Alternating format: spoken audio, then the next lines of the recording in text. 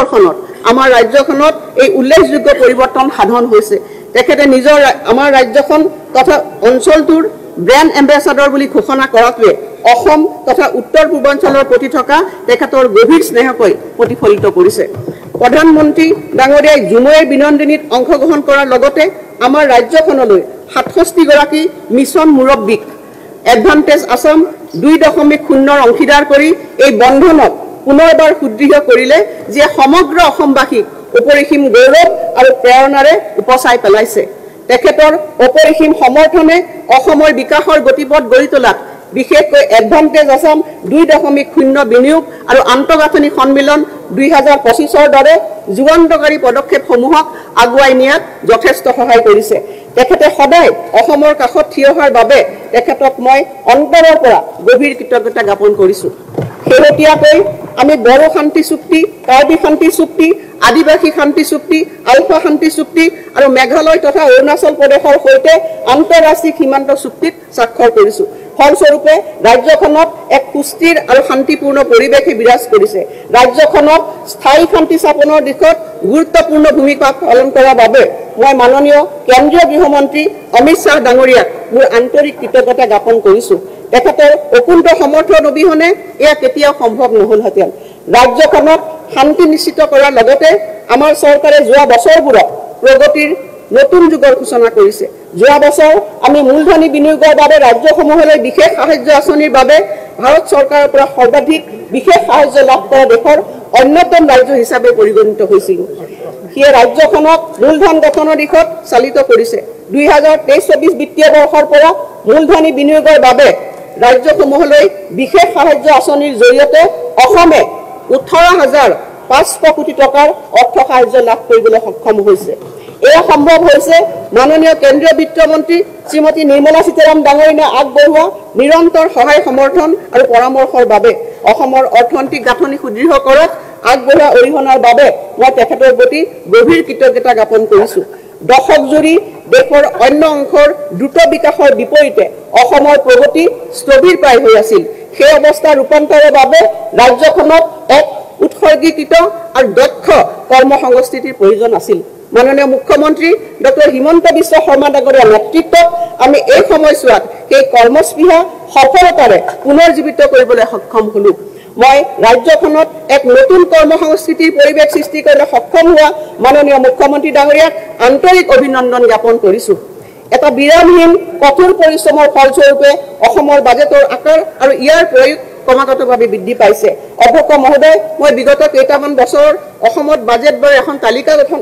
আমি দাখিল কৰিছোঁ ইয়াত আপোনালোকে দেখিব যে 2015-16 বৰ্ষত বাজেট প্ৰাক্কলন আছিল 66,142 কোটি সংশোধিত প্ৰাক্কলন আছিল 64,817 কোটি আৰু মুঠ ব্যয় আছিল 41,931 কোটি আৰু বাজেট ব্যৱহাৰৰ শতাংশ আছিল 63% মূলধনী ব্যয় আছিল 2,951% আৰু যদি আমি চাওঁ 2024-25 বৰ্ষত বাজেট প্ৰাক্কলন হ'ল 1,43,891 কোটি টকা সংশোধিত প্ৰাক্কলন হ'ল 1,68,683 কোটি টকা মুঠ ব্যয় যদি আমি চাওঁ 1,41,529 কোটি টকা আৰু বাজেট ব্যৱহাৰ যদি আমি চাওঁ অধ্যক্ষ মহোদয় 85% আৰু মূলধনী ব্যয় যদি আমি চাওঁ 24,964 কোটি টকা 2024-25 বিত্তীয় বৰ্ষৰ 2025 চনৰ 6 মাৰ্চলৈকে প্ৰকৃত ব্যয় ওপৰত কৰা ই এটা পূৰ্বানুমান 10 বছৰতকৈ কম সময়ৰ ভিতৰত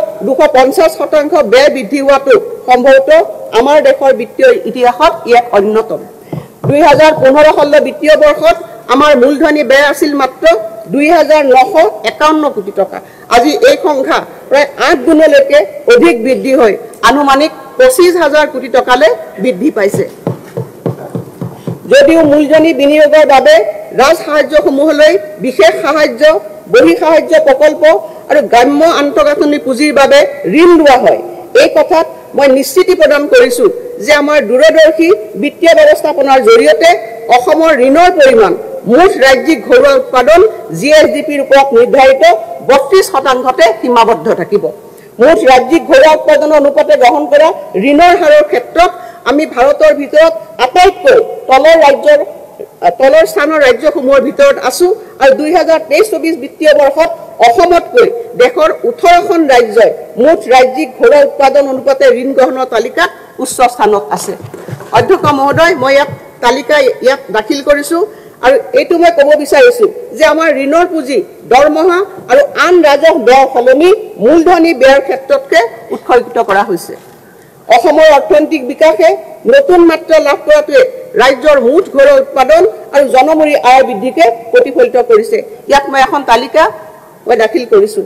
ভাৰতৰ মুঠ ঘৰুৱা উৎপাদন GDP বৃদ্ধিৰ তুলনাত অসমৰ মুঠ ৰাজ্যিক ঘৰুৱা উৎপাদনৰ মই তালিকা ইয়াত সংলগ্ন কৰিছোঁ।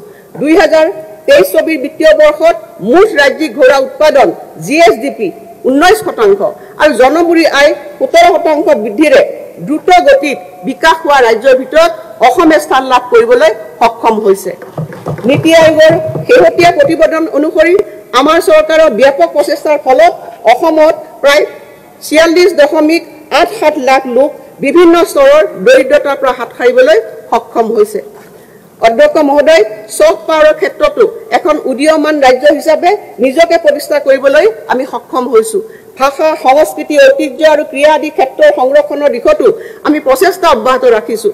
মাননীয় ৰাজ্যপাল ডাঙৰীয়াই তেখেতৰ ভাষণত ইতিমধ্যে এই সফলতাসমূহৰ বিষয়ে উল্লেখ কৰিছে। ইউনেস্কো বিশ্ব ঐতিহ্য ক্ষেত্ৰ হিচাপে ঐতিহাসিক চৰাইদেউ মৈদামৰ স্বীকৃতি লাভ, ধ্ৰুপদী ভাষা হিচাপে অসমীয়া ভাষাৰ স্বীকৃতি লাভ, নিউয়ৰ্ক টাইমছৰ 2025 বৰ্ষত ভ্ৰমণ কৰিব লগা শীৰ্ষৰ 52খন তালিকাত অসমৰ শীৰ্ষৰ 4ৰ্থ স্থান লাভ, 2023 বৰ্ষত সৰ্ববৃহৎ বিহু উদযাপনৰ বিশ্ব অভিলাষকাৰী অনুষ্ঠানটোৱে জুমৈৰ বিনন্দিনীৰ বাট মুকলি কৰে।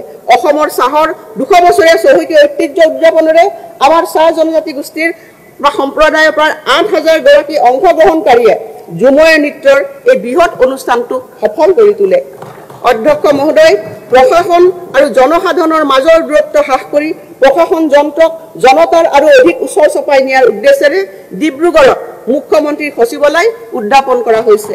লগতে বৰাক উপত্যকাত মিনি সচিবালয় আৰু তেজপুৰত নিৰ্মীয়মান ৰাজভৱনে ভৌগোলিক দূৰত্ব সংকুচিত কৰি ৰাজ্যৰ প্ৰশাসনিক ব্যৱস্থাৰ সৈতে প্ৰতিটো অঞ্চলৰ জনসাধাৰণৰ সুচল সংযোগ সম্ভৱ কৰি তুলিবলৈ সক্ষম হৈছে।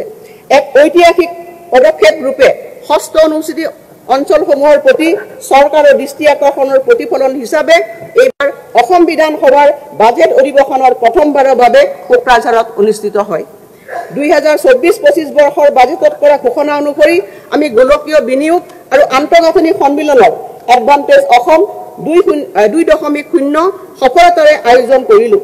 এই সন্মিলনত সন্মানীয় প্ৰধানমন্ত্ৰী নৰেন্দ্ৰ মোদী ডাঙৰীয়া, মাননীয় কেন্দ্ৰীয় মন্ত্ৰীসকল, বিভিন্ন মিছন মুৰব্বীসকল আৰু আগশাৰীৰ উদ্যোগপতিসকলে অংশগ্ৰহণ কৰে। অসমে 5,18,262 কোটি টকা বিনিয়োগৰ প্ৰতিশ্ৰুতি লাভ কৰিবলৈ সক্ষম হৈছে। ইয়াৰ ভিতৰত আন্তঃগাঁথনি খণ্ডত ভাৰত চৰকাৰে বিনিয়োগ কৰিব লগা 1,24,900 কোটি টকাও অন্তৰ্ভুক্ত হৈ আছে। অসমৰ দৰে এখন ৰাজ্যৰ বাবে এনেধৰণৰ অংশীদাৰসকলৰ সমাৱেশ আমাৰ ইতিহাসত অভূতপূৰ্ব। আমি আশা কৰিছোঁ যে অসমে এতিয়া বিকাশ আৰু উদ্যোগীকৰণৰ এক নতুন যাত্ৰা আৰম্ভ কৰিব। টাটা ইলেক্ট্ৰনিক্স প্ৰাইভেট লিমিটেডৰ 27,000 কোটি টকাৰ বিনিয়োগেৰে অসমে ৰাজ্যখনৰ ঔদ্যোগিক ক্ষেত্ৰত এক ঐতিহাসিক পৰিৱৰ্তনৰ সাক্ষী হৈছে। এয়া হৈছে ভাৰতবৰ্ষৰ স্বাধীনতাৰ 75 বছৰ পিছত ব্যক্তিগত খণ্ডৰ সৰ্ববৃহৎ বিনিয়োগ। এই বিনিয়োগে নতুন বিকাশ আৰু সুযোগৰ পথ মুকলি কৰি প্ৰায় 27,000 প্ৰত্যক্ষ আৰু পৰোক্ষ কৰ্মসংস্থাপনৰ সৃষ্টি কৰিব। টাটা গ্ৰুপে অসমত শীঘ্ৰে সম পৰিমাণৰ বিনিয়োগ কৰিব বুলি এডভান্টেজ অসম 2.0 সন্মিলনত ঘোষণা কৰিছে। তদুপৰি আন শীৰ্ষ উদ্যোগপতিসকলেও অসমত বিনিয়োগৰ বাবে অভূতপূৰ্ব ঘোষণা কৰিছে। 2025-26 বৰ্ষৰ কেন্দ্ৰীয় বাজেটত প্ৰস্তাৱিত নামৰূপৰ পৰিৱেশ অনুকূল ইউৰিয়া সাৰ কাৰখানাই ৰাজ্যখনৰ ঔদ্যোগিক প্ৰগতিত অধিক উৎসাহিত কৰিছে। ইয়াৰ দ্বাৰা ৰাজ্যখনৰ কৃষি আৰু অৰ্থনীতিৰ ক্ষেত্ৰত উল্লেখনীয় অৱদান আগবঢ়াব পৰাকৈ বাৰ্ষিক ইউৰিয়া উৎপাদন 2 লাখ মেট্ৰিক টনৰ পৰা 12.7 লাখ মেট্ৰিক টনলৈ বৃদ্ধি পাব। 12,000 কোটি টকা বিনিয়োগেৰে অসমৰ বিকাশৰ বৰ্ণিল যাত্ৰাক অধিক শক্তিশালী কৰাৰ এই মহৎ পদক্ষেপৰ বাবে মই মাননীয় প্ৰধানমন্ত্ৰী শ্ৰী নৰেন্দ্ৰ মোদী ডাঙৰীয়াক আন্তৰিক ধন্যবাদ জ্ঞাপন কৰিছোঁ। অধ্যক্ষ মহোদয়, নাগৰিক সবলীকৰণ, বিত্তীয় অন্তৰ্ভুক্তিৰ প্ৰসাৰ আৰু বহনক্ষম অৰ্থনৈতিক উন্নয়নৰ দিশত আমাৰ চৰকাৰৰ বাবে প্ৰেৰণাৰ মূল উৎস হ'ল স্বপ্নদ্ৰষ্টা মাননীয় মুখ্যমন্ত্ৰী ডক্টৰ হিমন্ত বিশ্ব শৰ্মাৰ ধাৰণাৰে গঢ় লৈ উঠা অষ্টাদশ মুকুতাৰ উন্নয়নী মেলা আঁচনিখন। এই পৰম্পৰাৰ ভিত্তিতেই মই 2025-26 বিত্তীয় বৰ্ষৰ বাবে চৰকাৰৰ ধৈৰ্যবাহী আঁচনিসমূহৰ ঘোষণা কৰিবলৈ বিচাৰিছোঁ। মই আহিছোঁ অধ্যক্ষ মহোদয়, এই আঁচনিৰ 1 নম্বৰ সিদ্ধান্তলে অৰুণোদয় 3.0 মহোদয়, অৰুণোদয় আঁচনি এখন আঁচনিয়ে নহয়, মহিলা সবলীকৰণ আৰু অৰ্থনৈতিক অন্তৰ্ভুক্তিকৰণৰ দিশত ই এক গণ আন্দোলন, যি অৰ্থনৈতিকভাৱে পিছপৰা লাখ লাখ পৰিয়ালৰ বিত্তীয় সুৰক্ষা আৰু মৰ্যাদা সুনিশ্চিত কৰিছে। বিভিন্ন লাভালাভক একত্ৰিত কৰি এই আঁচনিৰ অধীনত মাহিলী 1250 টকাকৈ আগবঢ়োৱা নগদ ধনে অসংখ্য পৰিয়ালক স্বাস্থ্য, পৰিপুষ্টি আৰু অত্যাৱশ্যকীয় প্ৰয়োজনীয়তা পূৰণৰ ক্ষেত্ৰত নিজস্ব অধিকাৰৰ অনুসৰি ব্যয় কৰাৰ স্বাধীনতা প্ৰদান কৰিছে আৰু ইয়াৰ ফলত এই পৰিয়ালসমূহে অধিক সুৰক্ষিত অনুভৱ কৰাৰ লগতে নতুন আত্মবিশ্বাসেৰে উদ্বুদ্ধ হ'বলৈ সক্ষম হৈছে। তৃণমূল পৰ্যায়ৰ উপান্ত শ্ৰেণীৰ লোকসকলৰ অৰ্থনৈতিক উন্নয়নৰ বাবে বৰ্তমানৰ ভাৰতৰ বহু ৰাজ্যই এই অৰুণোদয় আঁচনিখনক আৰ্হি হিচাপে গ্ৰহণ কৰিছে। প্ৰকৃতাৰ্থত এই ক্ষেত্ৰত অসমে আন ৰাজ্যসমূহৰ বাবে বাটপতীয়াৰ ভূমিকা গ্ৰহণ কৰাৰ লগতে সমগ্ৰ দেশখনৰ বাবে এক উল্লেখনীয় দৃষ্টান্ত হিচাপে বিবেচিত হৈছে। মই আজি এই ঘোষণা কৰিবলৈ পাই অত্যন্ত সুখী হৈছোঁ যে বিধৱাসকলৰ পেঞ্চন যাতে অৰুণোদয় সমপৰ্যায় হয় সেয়া নিশ্চিত কৰিবলৈ আমাৰ চৰকাৰে ৰাষ্ট্ৰীয় বিধৱা পেঞ্চন আঁচনি হিতাধিকাৰীলৈ টপ আপ পেঞ্চন আমি আগবঢ়াম। মহোদয়, আমি 2020 চনত অৰুণোদয় আৰম্ভ কৰি 18 লাখ মহিলাক সামৰি লৈছিলোঁ, যিটো 2023 চনৰ ডিচেম্বৰলৈ বৃদ্ধি হৈ 24 লাখ হয়গৈ। মই ঘোষণা কৰিব পাই ভাল পাইছোঁ যে 2025-26 বিত্তীয় বৰ্ষত অৰুণোদয় 3.0 অধীনত আমি হিতাধিকাৰী সংখ্যা 37.2 লাখলৈ আমি বৃদ্ধি কৰিম। 2025 বৰ্ষৰ 31 মাৰ্চৰ ভিতৰত বড়োলেণ্ড প্ৰাদেশিক অঞ্চলৰ বাহিৰে অন্যান্য অঞ্চলৰ বাবে আমি হিতাধিকাৰীৰ এখন চূড়ান্ত তালিকা প্ৰস্তুত কৰি পাৰিম বুলি আশা কৰিছোঁ আৰু তাৰ বাবে সঠিক সময়ত আমি হিতাধিকাৰী বাছনি প্ৰক্ৰিয়া আৰম্ভণি কৰিম। আৰু অধ্যক্ষ মহোদয়, মই এই আঁচনিখনৰ বাবে 5,000 কোটি টকা আছুতীয়াকৈ ৰখাৰ প্ৰস্তাৱ দাখিল কৰিছোঁ। মুখ্যমন্ত্ৰীৰ মহিলা উদ্যমিতা অভিযান। অধ্যক্ষ মহোদয়, অসমত আজিলৈকে গ্ৰহণ কৰা আত্মসংস্থাপনমূলক আঁচনিসমূহৰ ভিতৰত মুখ্যমন্ত্ৰীৰ মহিলা উদ্যমিতা অভিযান MMUA খনেই হৈছে সৰ্ববৃহৎ। প্ৰাৰম্ভিক মূলধন হিচাপে 10,000 টকাৰ উদ্যমিতা পুঁজি আগবঢ়াই আমি গ্ৰামাঞ্চলৰ প্ৰায় 30 লাখ আত্মসহায়ক গোট আৰু নগৰাঞ্চলৰ 2 লাখ আত্মসহায়ক গোটৰ সদস্যক সামৰি ল'ম। এই পুঁজিৰ সদ্ব্যৱহাৰ কৰিবলৈ সক্ষম হ'লে বেংকৰ জৰিয়তে 25,000 টকাৰ ঋণ আগবঢ়োৱা হ'ব। এই ঋণৰ বিপৰীতে ৰাজ সাহায্য আগবঢ়োৱাবলৈ মই আজি ঘোষণা কৰিলোঁ। 2025 বৰ্ষৰ 1 এপ্ৰিলত বিহালী বিধানসভা সমষ্টিৰ পৰা এই আঁচনিখন শুভাৰম্ভ কৰাৰ কথা মই অৱগত কৰিবলৈ পাই নথৈ আনন্দিত হৈছোঁ। মুখ্যমন্ত্ৰীৰ মহিলা উদ্যমিতা আঁচনিৰ বাবে আমাৰ চৰকাৰে 3,038 কোটি টকা ব্যয় কৰিব। মুখ্যমন্ত্ৰীৰ নিযুত মইনা। মহাশয়, মুখ্যমন্ত্ৰীৰ নিযুত মইনা আঁচনিয়ে শিক্ষা সমাপ্ত নকৰাকৈ বিদ্যালয় ত্যাগ কৰা ছাত্ৰীৰ হাৰ হ্ৰাস তথা বাল্য বিবাহৰ দৰে কুসংস্কাৰ ৰোধ কৰি স্ত্ৰী শিক্ষাৰ প্ৰসাৰৰ ক্ষেত্ৰত যথেষ্ট ইতিবাচক প্ৰভাৱ পেলাবলৈ সক্ষম হৈছে। এই আঁচনিখন লিংগ সমতা আৰু ব্যাপক উন্নয়নৰ প্ৰতি থকা আমাৰ দায়বদ্ধতাৰ প্ৰতীক। 10 মাহৰ বাবে প্ৰতি মাহে একাদশ শ্ৰেণীৰ ছাত্ৰীসকলৰ বাবে 1,000 টকা, স্নাতক বৰ্ষৰ প্ৰথম শ্ৰেণীৰ ছাত্ৰীসকলৰ বাবে 1,250 টকা আৰু স্নাতকোত্তৰ তথা BEdৰ প্ৰথম বৰ্ষৰ ছাত্ৰীসকললৈ 2,500 টকাকৈ প্ৰদান কৰি স্ত্ৰী শিক্ষাক আগুৱাই নিয়াৰ লক্ষ্যৰে আমি এই আঁচনিখন আৰম্ভ কৰিছোঁ। আৰু যোৱা বৰ্ষত এই পদক্ষেপৰ জৰিয়তে প্ৰায় 1.8 লাখ ছাত্ৰী উপকৃত হৈছিল। অধ্যক্ষ মহোদয়, মই অতি সন্তুষ্টিৰে ঘোষণা কৰোঁ যে এই বৰ্ষত আমি 4,30,000 ছাত্ৰীলৈ নিযুত মইনা আঁচনিখন সম্প্ৰসাৰণ কৰাৰ পৰিকল্পনা গ্ৰহণ কৰিছোঁ। এই সম্প্ৰসাৰণে দ্বিতীয় বৰ্ষলৈ উত্তীৰ্ণ হোৱা ছাত্ৰীসকলক উপকৃত কৰাৰ লগতে প্ৰথম বৰ্ষত নামভৰ্তি কৰা ছাত্ৰীসকলকো ই সামৰি ল'ব। তদুপৰি চৰকাৰী শৈক্ষিক প্ৰতিষ্ঠানত নিজ ব্যয়েৰে পাঠ্যক্ৰমত অধ্যয়নৰত ছাত্ৰীসকলৰো এই সুবিধা সম্প্ৰসাৰণ কৰিবলৈ মই প্ৰস্তাৱ লৈছোঁ। প্ৰত্যক্ষ লাভালাভ হস্তান্তৰ DBTৰ জৰিয়তে ছাত্ৰীসকলক এই লাভালাভ সঠিক সময়ত মুকলি কৰি দিয়াটো নিশ্চিত কৰিবলৈ মই 2025-26 বিত্তীয় বৰ্ষত 391 কোটি টকা আবণ্টন কৰিছোঁ। বিদ্যালয় প্ৰাদেশিকৰণ অধ্যক্ষ মহোদয় মঞ্জুৰি নথকাৰ বাবে অসম শিক্ষকৰ সেৱাৰ প্ৰাদেশিকৰণ আৰু শিক্ষা প্ৰতিষ্ঠান পুনৰ গঠন আইন 2018 চনত হোৱা সংশোধনীৰ অধীনত প্ৰাদেশিকৰণ কৰিব নোৱাৰা 1 জানুৱাৰী 2006 বা তাৰ পূৰ্বে স্থাপিত শিক্ষা প্ৰতিষ্ঠানৰ প্ৰাদেশিকৰণৰ মই প্ৰস্তাৱ আগবঢ়াইছো। ইয়াৰ বাবে আপত্তিবিহীন প্ৰমাণপত্ৰ অনুমতি স্বীকৃতি অন্তৰ্ভুক্তি মঞ্জুৰি আৰু শিক্ষা অনুষ্ঠানখনৰ নামত 1 জানুৱাৰী 2006 বা তাৰ পূৰ্বে মাটি থকা বুলি উপযুক্ত কৰ্তৃপক্ষই দিয়া প্ৰমাণপত্ৰ গ্ৰহণ কৰাৰ বাবে মই প্ৰস্তাৱ দিলো। প্ৰাদেশিকৰণ প্ৰক্ৰিয়াৰ সময়ত শিক্ষানুষ্ঠান বাছনিৰ বাবে শৈক্ষিকভাৱে পিছপৰা খণ্ড আৰু ষষ্ঠ অনুসূচীৰ জিলাসমূহত কিছু যোগ্যতাৰ মাপকাঠি শিথিল কৰা হ'ব আৰু ইয়াৰ বাবে আইন প্ৰণয়ন কৰিবলৈ শিক্ষা বিভাগে প্ৰয়োজনীয় পদক্ষেপ গ্ৰহণ কৰিব। মই লগতে ঘোষণা কৰোঁ যে যিসকল টিউটৰে সংশোধিত অসম শিক্ষকৰ সেৱাৰ প্ৰাদেশিকৰণ আৰু শিক্ষা অনুষ্ঠানৰ পুনৰ গঠন আইন 2017 অনুসৰি শৈক্ষিক আৰু পেছাগত অৰ্হতা 5 বছৰৰ ভিতৰত সম্পূৰ্ণ কৰিব তেওঁলোকক শিক্ষকৰ পদলৈ উন্নীতকৰণ অব্যাহত থাকিব। মুখ্যমন্ত্ৰীৰ জীৱন প্ৰেৰণা মহোদয় যুৱ প্ৰজন্মক সমৰ্থ কৰাৰ প্ৰচেষ্টা অব্যাহত ৰাখি শিক্ষা সামৰি নিয়োগ বিচৰা স্নাতকসকলক সহায়ৰ বাবে আমি দায়বদ্ধ।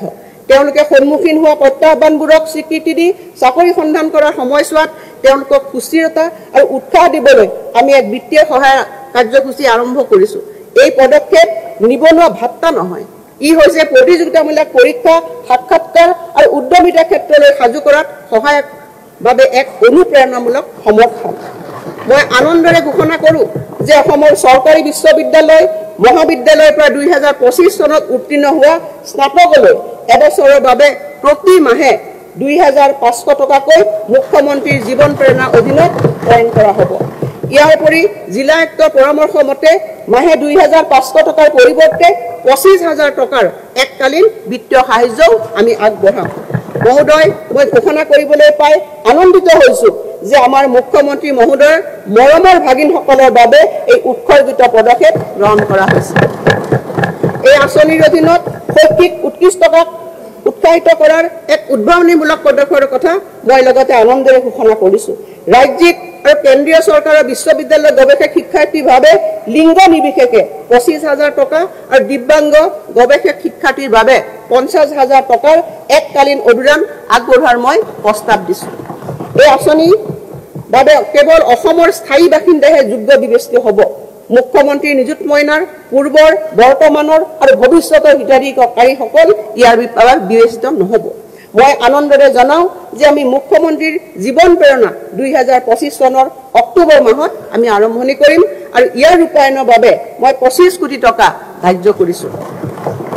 মুখ্যমন্ত্ৰীৰ আত্মনিৰ্ভৰ অসম অভিযান মহোদয় মুখ্যমন্ত্ৰীৰ আত্মনিৰ্ভৰ অসম অভিযান হৈছে এটা ৰূপান্তৰকাৰী পদক্ষেপ যাৰ লক্ষ্য হৈছে অসমৰ অতি ক্ষুদ্ৰ উদ্যোগীসকলক আনুষ্ঠানিক ক্ষেত্ৰলৈ আগুৱাই অনা।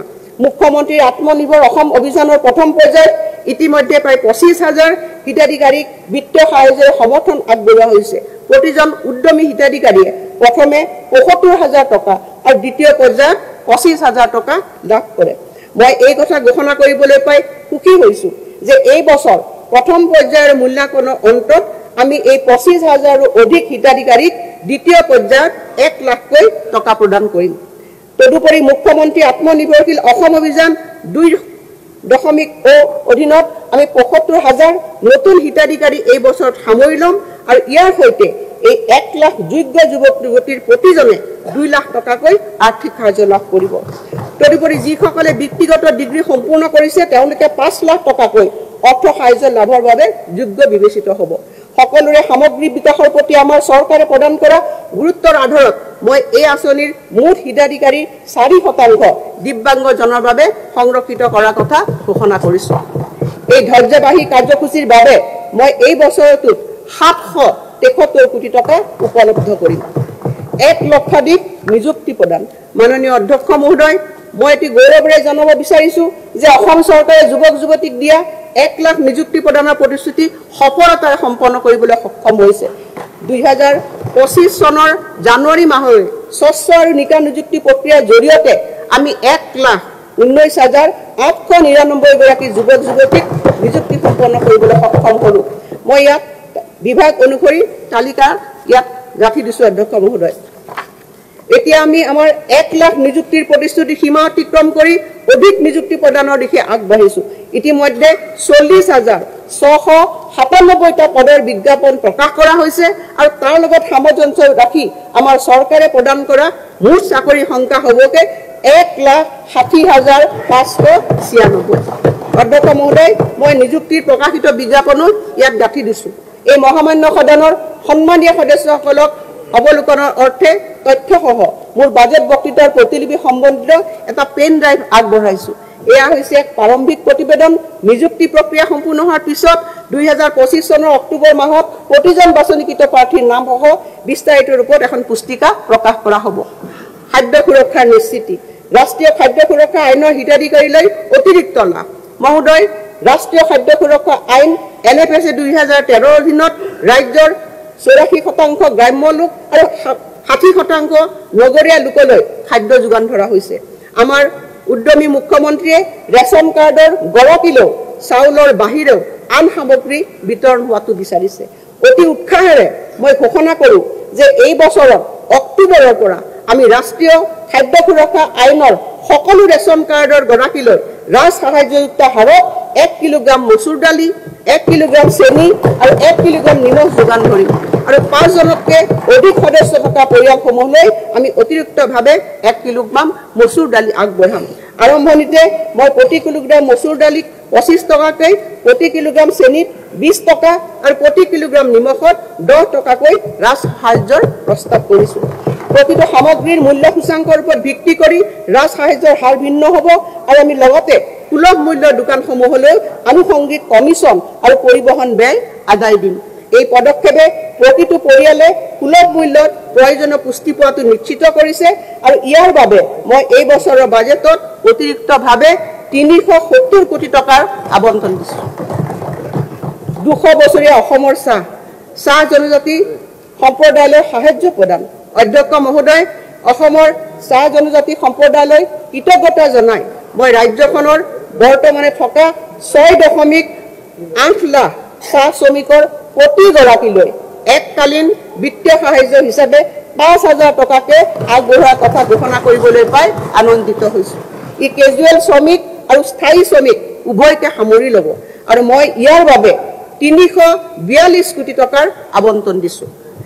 আমাৰ কৰ্মচাৰীৰ হকে অধ্যক্ষ মহোদয়, অসমৰ প্ৰগতিত চৰকাৰী কৰ্মচাৰীসকলৰ উৎসৰ্গিত সেৱাৰ প্ৰতি স্বীকৃতি জনাই মই তেওঁলোকৰ কল্যাণৰ বাবে বিভিন্ন ব্যৱস্থাৰ কথা ঘোষণা কৰিবলৈ লৈছোঁ। আমাৰ চৰকাৰে 2005 চনৰ 1 ফেব্ৰুৱাৰী পূৰ্বে নিযুক্তি প্ৰক্ৰিয়া আৰম্ভ হোৱা নিয়মীয়া কৰ্মচাৰীসকলক পেঞ্চন পুঁজি নিয়ন্ত্ৰক আৰু উন্নয়ন কৰ্তৃপক্ষৰ চুক্তি অনুসৰি নতুন পেঞ্চন আঁচনিৰ তহবিলত জমা চৰকাৰৰ বৰঙণিৰ অংশ উভতাই দিয়াৰ চৰ্তত পুৰণি পেঞ্চন আঁচনি OPS-ৰ সুবিধা প্ৰদানৰ কথা বিবেচনা কৰিব। এই ক্ষেত্ৰত আমি কেন্দ্ৰীয় চৰকাৰে নিৰ্ধাৰণ কৰা নীতি নিৰ্দেশনা অনুসৰণ কৰিম। মই লগতে ঘোষণা কৰিব বিচাৰিছোঁ যে নতুন পেঞ্চন আঁচনিয়ে সামৰি লোৱা ৰাজ্য চৰকাৰৰ কৰ্মচাৰীলৈ একত্ৰিত পেঞ্চন আঁচনি UPS-ৰ সুবিধাও আগবঢ়োৱা হ'ব। ইয়াৰ দ্বাৰা 2.8 লাখ কৰ্মচাৰী উপকৃত হ'ব যদিও নতুন পেঞ্চন আঁচনি অব্যাহত ৰাখিব বিচৰাসকলে ইয়াক অব্যাহত ৰাখিব পাৰিব।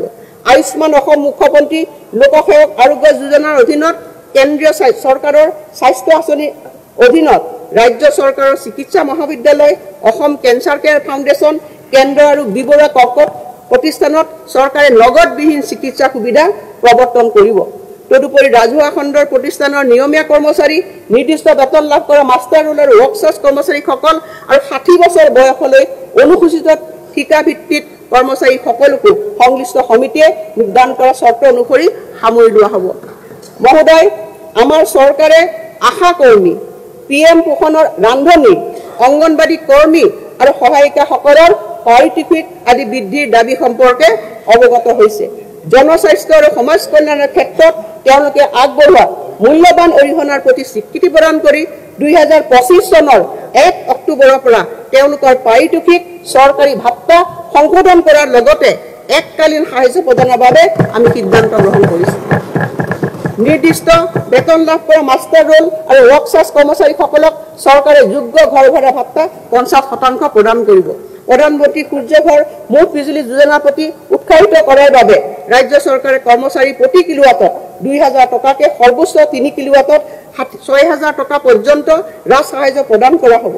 এই সুবিধা ঘৰৰ চালত সৌৰ শক্তি চালিত বিদ্যুৎ আহৰণ ব্যৱস্থা সংস্থাপন কৰা 50,000 কৰ্মচাৰীক প্ৰথমে অহাসকলক প্ৰথম সেৱা ভিত্তিত উপকৃত কৰিব। মই এই পবিত্ৰ সদনক জনাবলৈ পাই সুখী হৈছোঁ যে আপোন ঘৰ আঁচনিৰ অধীনত আমাৰ ৰাজ্যখনত 40,054 জন কৰ্মচাৰী আৰু আপোন বাহনৰ অধীনত 3,190 জন কৰ্মচাৰীয়ে সুদৰ হাৰ ৰেহাই সুবিধা লাভ কৰি আছে। এই ইতিবাচক সঁহাৰিয়ে এই আঁচনিখন 2025-26 বিত্তীয় বৰ্ষটো অব্যাহত ৰাখিবলৈ আমাক উৎসাহিত কৰিব।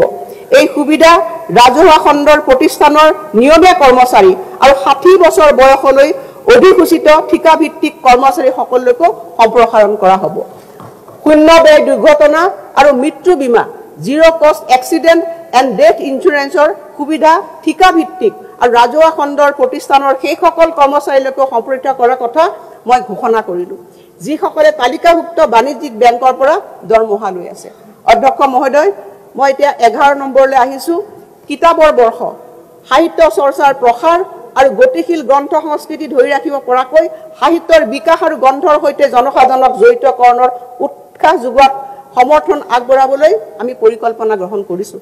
মই ঘোষণা কৰিবলৈ পাই আনন্দিত হৈছোঁ যে সৃষ্টিশীল, বিজ্ঞানসন্মত আৰু শৈক্ষিক বিষয়ক লিখনিত বৰঙণি আগবঢ়োৱাসকলক গুৰুত্ব প্ৰদান কৰি আমি 1000 যুৱ লেখকলৈ 25,000 টকাকৈ বিত্তীয় সমৰ্থন আগবঢ়াম। আমি অসম প্ৰকাশন পৰিষদৰ অনুমোদন ক্ৰমে গ্ৰন্থমেলা অনুষ্ঠিত কৰিবলৈ জিলা সদৰৰ বাবে 5 লাখ আৰু সমজিলা সদৰৰ বাবে 2.5 লাখ টকাকৈ বিত্তীয় সাহায্য আগবঢ়াম। মই প্ৰস্তাৱ কৰোঁ যে চৰকাৰী অনুষ্ঠানসমূহত সকলো চৰকাৰী উপহাৰ গ্ৰন্থৰূপত হোৱা উচিত, যাতে এই গ্ৰন্থসমূহৰ জৰিয়তে সংস্কৃতিৰ জ্ঞান আৰু বৌদ্ধিক সমৃদ্ধি ধৰি ৰাখিব পৰা যায়। সমাজত অধ্যয়ন সংস্কৃতিক উৎসাহ যোগাবলৈ ব্যক্তিগত অনুষ্ঠান যেনে জন্মদিন, বিবাহ ইত্যাদিত গ্ৰন্থ উপহাৰৰ সংস্কৃতি গঢ়ি তুলিবলৈ মই অসমৰ জনসাধাৰণক আহ্বান জনাইছোঁ। লগতে চৰকাৰী কৰ্মচাৰীসকলক গ্ৰন্থ ক্ৰয়ৰ বাবে 1000 টকাকৈ অতিৰিক্ত এককালীন অনুদান আমি আগবঢ়াম। বিস্তাৰিত অসম দৰ্শন। অধ্যক্ষ মহোদয়, অসম দৰ্শন আঁচনিৰ অধীনত আমাৰ চৰকাৰে ঐতিহ্য সংৰক্ষণ আৰু আন্তঃগাঁথনি উন্নয়ন কৰিবৰ কাৰণে 17,000তকৈ অধিক ধৰ্মীয় প্ৰতিষ্ঠানলৈ সহায় আগবঢ়াইছে। মই বিস্তাৰিত অসম দৰ্শন আঁচনিৰ অধীনত অসমত 25,000 নামঘৰ আৰু আন ধৰ্মীয় প্ৰতিষ্ঠানলৈ বিত্তীয় সাহায্য ঘোষণা কৰিবলৈ ধৰিছোঁ। আমি প্ৰতিটো ধৰ্মীয় প্ৰতিষ্ঠানত দুটা সমান কিস্তিত 3 লাখ টকাকৈ দিম আৰু 2025 চনৰ 31 মাৰ্চৰ আগত প্ৰথম কিস্তি আৰু 2025-26 বিত্তীয় বৰ্ষত দ্বিতীয় কিস্তি আমি মুকলি কৰি দিম। এই উদ্দেশ্যে মই 420 কোটি টকা আগবঢ়াইছোঁ। সুলভ বিদ্যুৎ। অধ্যক্ষ মহোদয়, সুলভ আৰু নিৰ্ভৰযোগ্য বিদ্যুৎ প্ৰতিটো পৰিয়ালৰ বাবে এটা মৌলিক প্ৰয়োজন। গ্ৰাহকসকলৰ বিত্তীয় বোজা সহজসাধ্য কৰাৰ বাবে লক্ষ্য নিৰ্ধাৰিত সাহায্যৰ মাপকাঠি পৰিৱৰ্তন কৰিবলৈ পাই মই সুখী হৈছোঁ আৰু এই ব্যৱস্থাই 2025 চনৰ 1 মে'ৰ পৰা নিম্ন আৰু মধ্যবিত্ত গ্ৰাহকসকলক প্ৰত্যক্ষভাৱে লাভান্বিত কৰিব। মই প্ৰতি মাহত 120 ইউনিট খৰচ কৰা জীৱনধাৰা আৰু ঘৰুৱা শ্ৰেণীৰ গ্ৰাহকসকল ডমেষ্টিক কেটাগৰী কনজিউমাৰ্ছক প্ৰতিটো ইউনিটত 1 টকাকৈ হ্ৰাসৰ প্ৰস্তাৱ আগবঢ়াইছোঁ। এই ব্যৱস্থাই মুঠ 68 লাখ গ্ৰাহকৰ ভিতৰত 48 লাখ গ্ৰাহকক সকাহ দিব। এই উদ্দেশ্যে মই এই বছৰত 300 কোটি টকাৰ লক্ষ্য নিৰ্ধাৰিত ৰাজ সাহায্য আগবঢ়াম। যদি অসম শক্তি বিতৰণ কোম্পানী লিমিটেডে ৰাজহ সংগ্ৰহত ইতিবাচক ধাৰা প্ৰদৰ্শন কৰি থাকিব পাৰে, তেন্তে মই এই মাচুল পুনৰ হ্ৰাস কৰাৰ বাবে বিবেচনা কৰিম। অসমৰ অন্নদাতালৈ সহায়। আমাৰ চৰকাৰে কৃষকসকলৰ পৰা প্ৰত্যক্ষভাৱে ধান আৰু সৰিয়হ ক্ৰয় কৰাৰ বাবে গ্ৰহণ কৰা অভিলাষী আঁচনিখনে সমগ্ৰ ৰাজ্যখনতে কৃষকসকলৰ মনোবল বৃদ্ধি আৰু হাজাৰ হাজাৰ কৃষকৰ অৰ্থনৈতিক সুস্থিৰতা সুনিশ্চিতকৰণত এক গুৰুত্বপূৰ্ণ ভূমিকা গ্ৰহণ কৰিছে।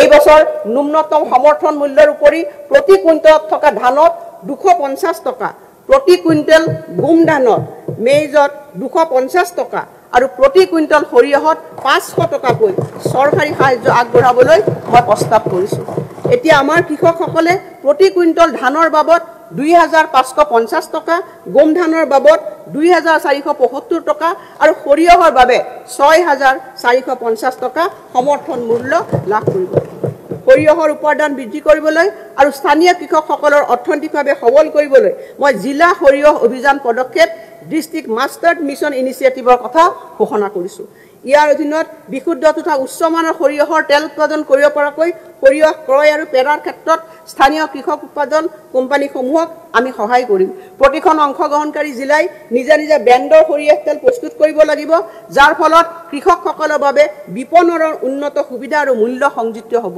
এই অভিযানৰ লক্ষ্য হৈছে সমগ্ৰ অসমতে এটা সৰিয়হৰ আন্দোলন গঢ়ি তোলা গ্ৰাম্য উদ্যোগীকৰণক উদগনি যোগোৱা আৰু এক সমৃদ্ধিশালী সৰিয়হৰ অৰ্থনীতি গঢ়ি তোলা মুখ্যমন্ত্ৰী উৎকৰ্ষ যোজনাৰ লক্ষ্য হৈছে কৃষক উৎপাদক সংস্থাসমূহক শক্তিশালী কৰা কৃষি যান্ত্ৰিকীকৰণ ফসল চপোৱাৰ পিছত প্ৰক্ৰিয়াকৰণ সামৰ্থ্য বৃদ্ধি আৰু কৃষি কৰ্ম পৰিচালনা ব্যয়ৰ বাবে মই প্ৰায় 500টা কৃষক উৎপাদক সংস্থাক 10 লাখ টকাকৈ প্ৰদান কৰিম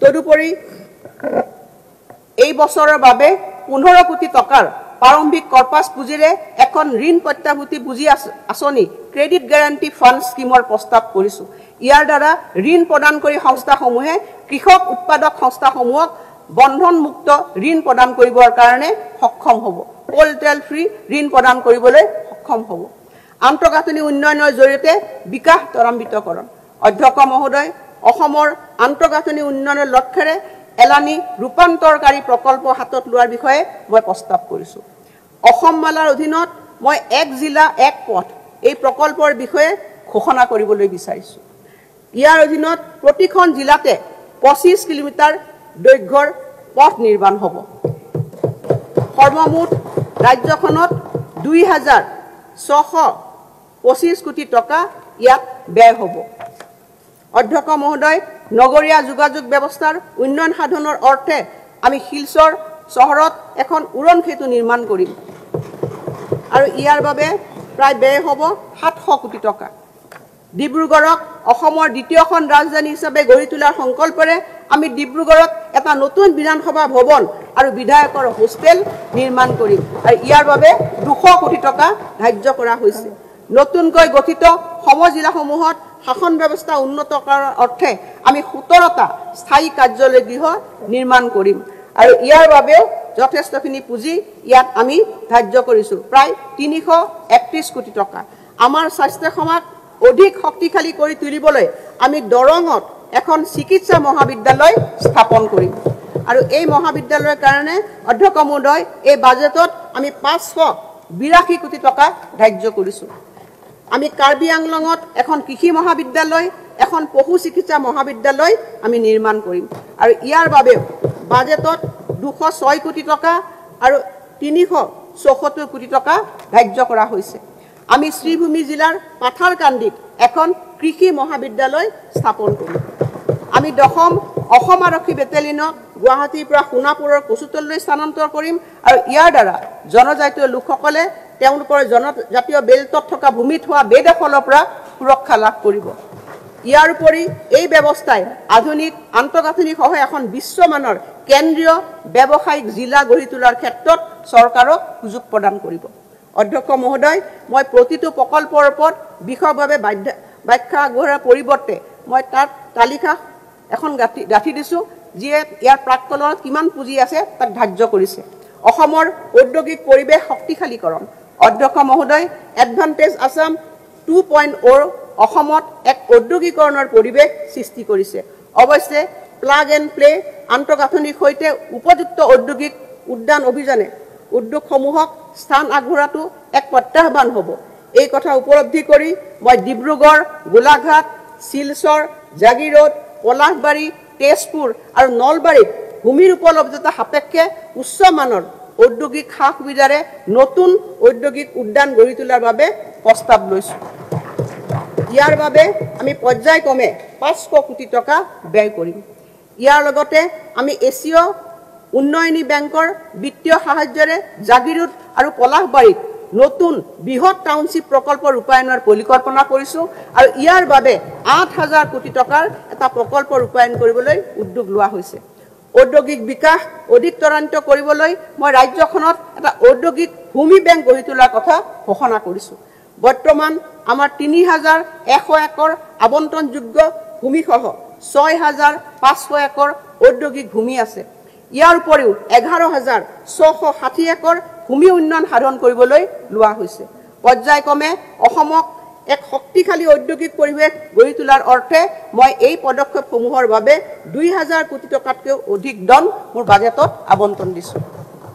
বনবিত্ত অভিযান অধ্যক্ষ মহোদয়, মাননীয় প্ৰধানমন্ত্ৰী শ্ৰী নৰেন্দ্ৰ মোদী ডাঙৰীয়াই তেখেতৰ মন কী বাত অনুষ্ঠানত নেপিয়াৰ ঘাঁহ খেতিৰ জৰিয়তে মানুহ জন্তুৰ সংঘাত দূৰীকৰণৰ ক্ষেত্ৰত অসমৰ প্ৰচেষ্টাৰ শলাগ লৈছে। দ্ৰুততাৰে বঢ়া এই পশু খাদ্যই প্ৰাকৃতিক বাধা হিচাপে কাম কৰি শস্য পথাৰত হাতীৰ উপদ্ৰৱ হ্ৰাস কৰাৰ লগতে ঘনীভূত জৈৱ গেছৰ CBG উৎপাদনতো সহায় কৰে। উল্লেখ্য যে আগশাৰী ঔদ্যোগিক প্ৰতিষ্ঠানে ইতিমধ্যে এই ক্ষেত্ৰত অসমৰ বাবে নতুন অৰ্থনৈতিক সুযোগ সৃষ্টিত সহায় কৰিবলৈ আগ্ৰহ প্ৰকাশ কৰিছে। ইয়াৰ পৰিপ্ৰেক্ষিতত আমাৰ চৰকাৰে নেপিয়াৰ ঘাঁহৰ বাণিজ্যিক উৎপাদনত উৎসাহিত কৰিবলৈ পদক্ষেপ হাতত ল'ব। আটাইতকৈ বেছি হাতী মানুহ সংঘাত থকা ৫খন জিলা গোৱালপাৰা, ওদালগুৰি, নগাঁও, বাক্সা আৰু শোণিতপুৰত গজমিত্ৰ কাৰ্যসূচী মই আনন্দেৰে ঘোষণা কৰিছোঁ। হাতীৰ বাসস্থান উন্নত কৰা, হাতীৰ গতিবিধিৰ প্ৰতি সতৰ্কতা পাবৰ কাৰণে কৃত্ৰিম বুদ্ধিমত্তা AI নিৰ্ভৰ কেমেৰা ব্যৱহাৰ কৰা আৰু হাতীয়ে খাদ্য বিচাৰি সঘনাই অহা যোৱা কৰা অঞ্চলত আগতীয়াকৈ ধান ক্ৰয় কৰাত ই গুৰুত্ব আৰোপ কৰিব আৰু আমি অঞ্চলবিলাকত গজমিত্ৰ দল গঠন কৰিম। হলৌ বান্দৰ, সোণালী বান্দৰ আৰু আন ব্ৰাণ্ডৰ প্ৰজাতিৰ জন্তুবোৰে সঘনাই পাৰ হোৱা পথ আৰু ৰেল লাইনৰ অংশবোৰত বিজ্ঞানসন্মত আৰ্হিৰ সুৰক্ষাৰে জালসহ মজবুত ওলমা দলং নিৰ্মাণেৰে সিহঁতৰ সুৰক্ষিত আহযাৰ নিশ্চিত কৰি বন্যপ্ৰাণীৰ জীৱনৰ প্ৰতি সৃষ্টি হোৱা ভাবুকি হ্ৰাস কৰা হ'ব। বন্য জীৱ ঘূৰি ফুৰা এলেকাত মুকলি হৈ থকা ট্ৰেন্সফৰ্মাৰ আৰু ওপৰে যোৱা বিদ্যুৎ সংবহন তাঁৰ আদি বৈদ্যুতিক যন্ত্ৰাংশ আমি নিৰাপদ কৰিম। মানৱ বন্য জন্তুৰ সংঘাতৰ ফলত কোনো ব্যক্তিৰ মৃত্যু হ'লে এককালীন সাহায্য ৪ লাখ টকাৰ পৰা ৫ লাখ টকালৈ বৃদ্ধি আৰু বন্য জন্তুৰ উপদ্ৰৱৰ ফলত শস্য নষ্ট হোৱাৰ ক্ষতিপূৰণ প্ৰতি বিঘা ৭,৫০০ টকাৰ পৰা ৮,০০০ টকালৈ বৃদ্ধি কৰাৰ মই প্ৰস্তাৱ ৰাখিছোঁ। অধ্যক্ষ মহোদয়, কাজিৰঙা ৰাষ্ট্ৰীয় উদ্যানত ভ্ৰমণৰ বাবে ব্যৱহৃত পুৰণি জিপচিবোৰ আঁতৰাই আমি নতুন বাহন, বিশেষকৈ বৈদ্যুতিক বাহন যোগান ধৰিম আৰু ইয়াৰ বাবে বেংকৰ সহায়ত কৰা বিত্তীয় আৰ্হিৰ সবিশেষ নিৰ্দেশনা পৰ্যটন বিভাগে জাৰি কৰিব। মই এই পদক্ষেপৰ বাবে ২০ কোটি টকাৰ আবণ্টন দিছোঁ। এইবাৰ আহোঁ অধ্যক্ষ মহোদয়, অসম চুক্তিৰ ৬ নং দফাৰ ৰূপায়ণ। অধ্যক্ষ মহোদয়, আমাৰ ৰাজ্যৰ ভূমি, ভাষা আৰু সংস্কৃতিক পৰ্যাপ্ত ৰক্ষা কৱচ প্ৰদানৰ বাবে আমাৰ চৰকাৰ দায়বদ্ধ। সেই অনুসৰি অসম চুক্তিৰ ৬ নম্বৰ দফা ৰূপায়ণৰ বাবে ন্যায়াধীশ বিপ্লৱ কুমাৰ শৰ্মাৰ অধ্যক্ষতাত গঠিত উচ্চ পৰ্যায়ৰ সমিতিয়ে আগবঢ়োৱা অনুমোদন অসম চৰকাৰে পৰীক্ষা কৰি ৰাজ্য চৰকাৰৰ আওতাৰ ভিতৰৰ পৰা অনুমোদনবিলাক ৰূপায়ণৰ বাবে সিদ্ধান্ত লৈছে। ২০২৪ চনৰ ১২ ছেপ্টেম্বৰত লখিমপুৰ অনুষ্ঠিত কেবিনেটত ৰাজ্য চৰকাৰৰ সৈতে সম্পৰ্কিত ৫২টা সিদ্ধান্তৰ আটাইকেইটা সিদ্ধান্ত ৰূপায়ণ কৰিবৰ কাৰণে সিদ্ধান্ত লোৱা হৈছিল। আমি সদৌ অসম ছাত্ৰ সন্থাৰ সৈতে আলোচনা অব্যাহত ৰাখিছোঁ আৰু এতিয়ালৈকে ৩৯টা অনুমোদন ৰূপায়ণৰ কাৰ্য পৰিকল্পনা প্ৰস্তুত কৰিবলৈ পাৰস্পৰিক সন্মতিত উপনীত হৈছোঁ। মই নিম্নোক্ত গুৰুত্বপূৰ্ণ সিদ্ধান্তসমূহ ঘোষণা কৰিছোঁ। গৱেষণা কাৰ্য আৰু সংৰক্ষণ তথা নথিভুক্তিকৰণ আদিৰ বাবে আধুনিক প্ৰযুক্তি আহৰণ কৰিবলৈ মই শ্ৰীমন্ত শংকৰদেৱ কলাক্ষেত্ৰলৈ ২টা সম পৰিমাণৰ বাৰ্ষিক কিস্তিত ১০০ কোটি টকাৰ এককালীন অনুদান আগবঢ়োৱাৰ কথা ঘোষণা কৰিছোঁ।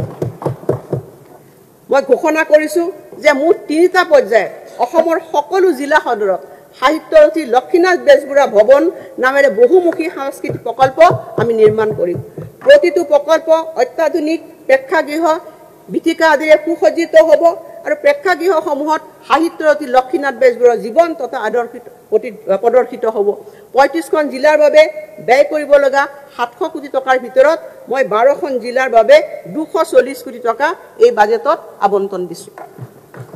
আমি সকলো জিলা আৰু উপজিলাৰ প্ৰতিটো জনজাতি আৰু অন্যান্য নৃগোষ্ঠীয় সম্প্ৰদায়ৰ বাবে পৃথকে পৃথকে বহুমুখী সাংস্কৃতিক প্ৰকল্প নিৰ্মাণ কৰিম আৰু এনে প্ৰতিটো সাংস্কৃতিক প্ৰকল্পৰ বাবে মই 5 কোটি টকাৰ আবণ্টন দিয়াৰ প্ৰস্তাৱ ৰাখিছোঁ আৰু প্ৰাৰম্ভিক পৰ্যায়ত 2025-26 বৰ্ষৰ সময়ছোৱাত 20টা এনেকুৱা প্ৰেক্ষাগৃহ নিৰ্মাণ কৰা হ'ব আৰু ইয়াৰ বাবে মই বাজেটত 100 কোটি টকাৰ আবণ্টন দিছোঁ আমি অসমৰ প্ৰখ্যাত সুফি সন্ত আজান পীৰে ৰচনা কৰা জিকিৰ আৰু জাৰিসমূহ ৰাজ্যসমূহৰ বিভিন্ন থলুৱা ভাষালৈ আমি অনুবাদ কৰিম আনন্দৰাম বৰুৱা ভাষা কলা সংস্কৃতি সন্থাক এই গুৰু দায়িত্ব বহন কৰিব জ্যোতি চিত্ৰবন চলচ্চিত্ৰ চিত্ৰালয় সমাজ ডক্টৰ ভূপেন হাজৰিকা আঞ্চলিক চৰকাৰী চলচ্চিত্ৰ আৰু দূৰদৰ্শন প্ৰতিষ্ঠান শ্ৰীমন্ত শংকৰদেৱ কলাক্ষেত্ৰ আদিৰ দৰে সাংস্কৃতিক প্ৰতিষ্ঠানলৈ আমি পুঁজি আগবঢ়াই আহিছোঁ আৰু এই সহযোগিতা আমি ভৱিষ্যতলৈ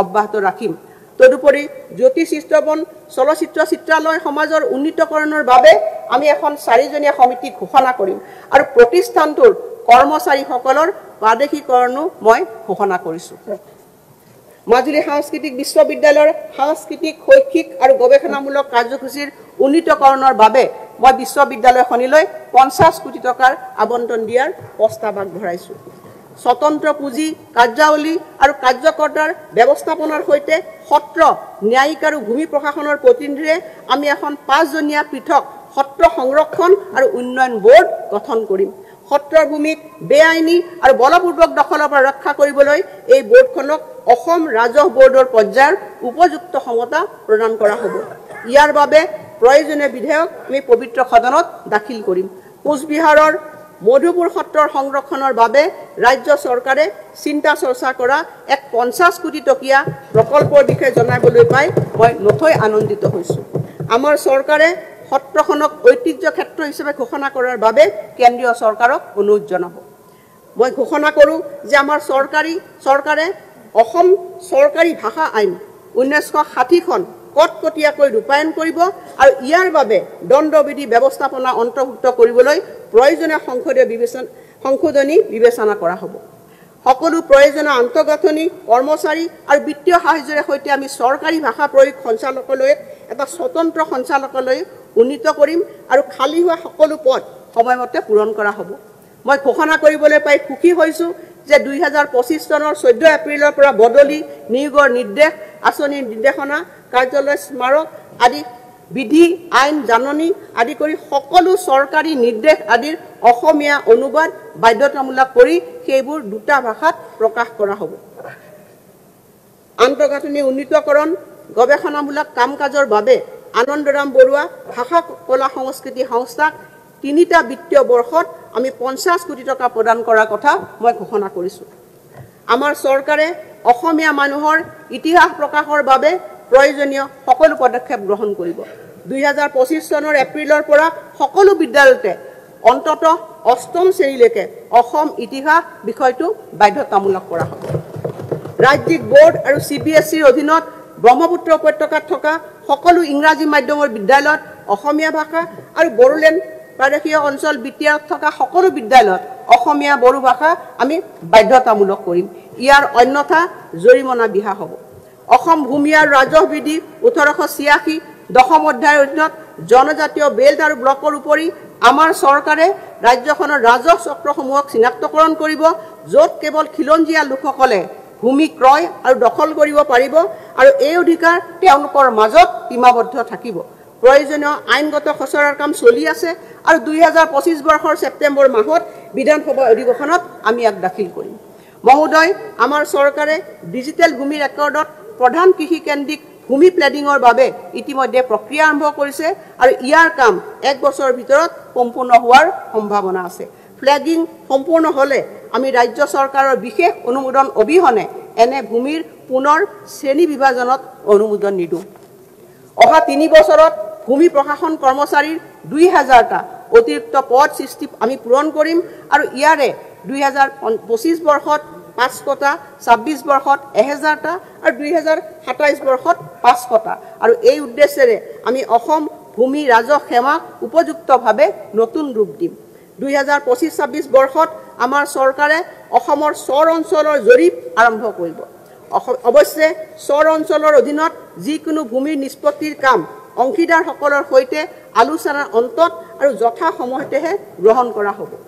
মহাশয়, আমাৰ চৰকাৰে Assam fixation of ceiling on land holding সংশোধিত আইন 2024 ভিত্তিত Assam fixation of ceiling on land holding আইন 1956 কঠোৰভাৱে বলবৎ কৰিব। আমি গুৱাহাটী মহানগৰীৰ বাবে চিলিং ব্যৱস্থা ৰূপায়ণৰ কথা বিবেচনা কৰিছোঁ। অধ্যক্ষ মহোদয়, মাননীয় মুখ্যমন্ত্ৰী ডাঙৰীয়াই ৰাজ্য চৰকাৰৰ অধীনৰ সকলো পৰামৰ্শ নিৰ্দিষ্ট সময়সীমাৰ ভিতৰত কাৰ্যকৰী কৰিবৰ কাৰণে সদৌ অসম ছাত্ৰ সন্থাৰ নেতৃত্বৰ সৈতে আলোচনা অব্যাহত ৰাখিব। অধ্যক্ষ মহোদয়, এতিয়া মই আমাৰ চৰকাৰৰ কিছুমান গুৰুত্বপূৰ্ণ ঘোষণা সন্মানীয় সদনত উপস্থাপন কৰিবলৈ আগবাঢ়িছোঁ। চিকিৎসা মহাবিদ্যালয়ৰ ফেকাল্টিলৈ সুবিধা। অসমৰ মাননীয় মুখ্যমন্ত্ৰী ডাঙৰীয়া নেতৃত্বাধীন বৰ্তমানৰ চৰকাৰখনৰ দিনত চিকিৎসা মহাবিদ্যালয়ৰ সংখ্যা 7ৰ পৰা 14খনলৈ বৃদ্ধি পাইছে আৰু বহুকেইখন নিৰ্মাণৰত অৱস্থাত আছে। আৰু যুৱ প্ৰতিভাক আকৃষ্ট কৰি ফেকাল্টিসকলক পৰিচালনা কৰাটো চৰকাৰৰ সন্মুখত এক ডাঙৰ প্ৰত্যাহ্বান। এই প্ৰত্যাহ্বান চম্ভালিবলৈ আমি নিমুক্ত সিদ্ধান্তসমূহ গ্ৰহণ কৰিছোঁ। চিকিৎসা মহাবিদ্যালয়ৰ ফেকাল্টিসকলক পদোন্নতিৰ ক্ষেত্ৰত ৰাষ্ট্ৰীয় চিকিৎসা আয়োগৰ চৰ্ত পূৰণ সাপেক্ষে গতিশীল নিশ্চিত জীৱিকা অগ্ৰগতি আঁচনিৰ অধীনত সামৰি লোৱা হ'ব। চৰকাৰে বছৰি 2খন ৰাষ্ট্ৰীয় সন্মিলন, এছিয়াৰ দেশসমূহৰ বাবে প্ৰতি 2 বছৰত আৰু এছিয়াৰ বাহিৰৰ দেশসমূহৰ বাবে প্ৰতি 4 বছৰত এখন আন্তঃৰাষ্ট্ৰীয় সন্মিলনৰ পৃষ্ঠপোষকতা কৰিব। চিকিৎসা মহাবিদ্যালয়সমূহৰ নৱনিযুক্ত ফেকাল্টিসমূহক গাড়ী ক্ৰয়ৰ বাবে চৰকাৰে সুদবিহীন ঋণ প্ৰদান কৰিব। অতিৰিক্তভাৱে আমি তেওঁলোকৰ বাবে এখন সহজ গৃহ ঋণ আঁচনি শীঘ্ৰে আৰম্ভ কৰিম। পতন থেৰাপি কেন্দ্ৰ, কৰ্কট ৰোগী বিশেষভাৱে শিশুসকলৰ বাবে অত্যাধুনিক কৰ্কট চিকিৎসাৰ উপলব্ধতা নিশ্চিত কৰাৰ বাবে মই ৰাজ্যিক কৰ্কট প্ৰতিষ্ঠান গুৱাহাটীত এটা পতন থেৰাপি কেন্দ্ৰ স্থাপনৰ প্ৰস্তাৱ আগবঢ়াইছোঁ। ই হৈছে পূব ভাৰতৰ প্ৰথমটো আৰু দেশৰ ভিতৰত তৃতীয়টো পতন থেৰাপি কেন্দ্ৰ। অঞ্চলটোত আগশাৰীৰ কৰ্কট সেৱাৰ ই এক গুৰুত্বপূৰ্ণ মাইলৰ খুঁটি আৰু এই যন্ত্ৰটোৰ মূল্য হৈছে 550 কোটি টকা। এই প্ৰকল্পৰ বাবে চৰকাৰে CSR পুঁজিও ব্যৱহাৰ কৰিব। স্বাস্থ্য সেৱাত হোৱা খৰতকীয়া আন্তঃগাঁথনি বিকাশৰ ফলত অসম চিকিৎসা পৰ্যটনৰ এক কেন্দ্ৰ হোৱাৰ দিশে অগ্ৰসৰ হৈছে আৰু আমি আগশাৰীৰ হাস্পতালসমূহক ৰেহাই মূল্যত ভূমি আৰু আন সুবিধা প্ৰদানেৰে অসমলৈ অনাৰ বাবে সক্ৰিয়ভাৱে কাম কৰি আছোঁ। অসম উচ্চ আৰু কাৰিকৰী শিক্ষাৰ বাবে পুঁজি যোগান আঁচনি। অধ্যক্ষ মহোদয়, কেন্দ্ৰীয় চৰকাৰৰ উচ্চ শিক্ষা পুঁজি যোগান সংস্থাৰ আৰ্হিত আমাৰ শৈক্ষিক প্ৰতিষ্ঠানসমূহক সহায় কৰাৰ উদ্দেশ্যে মই অসম উচ্চ শিক্ষা পুঁজি যোগান আঁচনি মুকলি কৰাৰ বাবে প্ৰস্তাৱ কৰিছোঁ। আৰু এই আঁচনিৰ মূল বৈশিষ্ট্যসমূহ হৈছে উচ্চ শিক্ষাৰ প্ৰতিষ্ঠানে নিজৰ আন্তঃগাঁথনি উন্নয়ন যন্ত্ৰপাতি ক্ৰয় কৰাৰ বাবে বেংকৰ পৰা লোন ল'ব পাৰিব।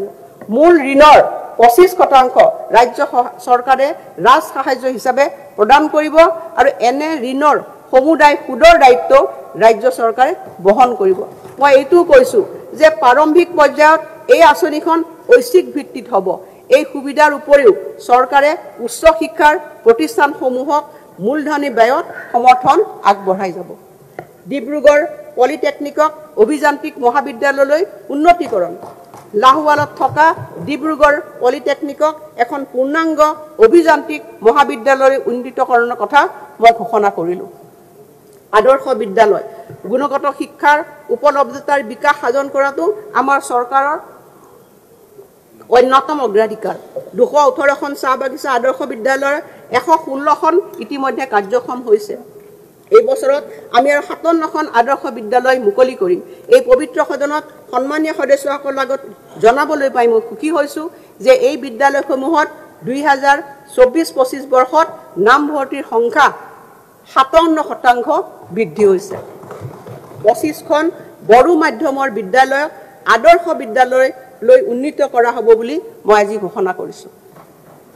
আমি বাণীকান্ত কাকতি কম্পিউটাৰ সাক্ষৰতা অনুষ্ঠানৰ লগত জড়িত শিক্ষকসকলৰ দৰমহা 20,000 টকালৈ বৃদ্ধি আৰু তেওঁলোকৰ সেৱা 60 বছৰলৈ সম্প্ৰসাৰিত কৰিম।